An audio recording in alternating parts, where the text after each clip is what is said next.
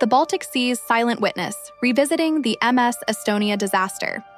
In the early hours of September 28, 1994, the ferry MS Estonia was on its overnight journey from Tallinn to Stockholm. On board were nearly 1,000 passengers and crew, many of them families, workers, and tourists looking forward to a simple crossing. But by morning, the Estonia had vanished beneath the Baltic Sea, claiming 852 lives in one of Europe's deadliest peacetime maritime tragedies. The official investigation concluded that the ship's bow visor, the giant door that allowed cars to be loaded, had failed under the pressure of heavy seas. Once torn away, water rushed into the car deck, destabilizing the ship. Within minutes, the Estonia rolled onto its side and began sinking. Rescue efforts were chaotic.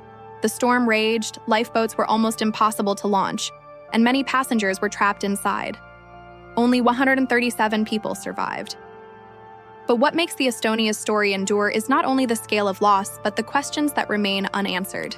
Survivors reported hearing loud bangs before the capsizing. Decades later, new dives revealed unexpected damage to the hull, fueling speculation of a collision, or even something more sinister. Critics argue the original investigation left gaps, perhaps influenced by political pressures among Sweden, Finland, and Estonia. For the families, the wreck has become a silent witness, resting on the seafloor with stories still untold. Renewed investigations now use advanced technology to map the wreck, hoping to clarify what really happened that night.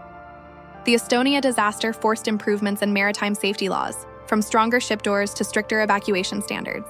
Yet nearly 30 years later, the tragedy remains both a lesson and a mystery, a haunting reminder that the sea never forgets, even when nations try to move on.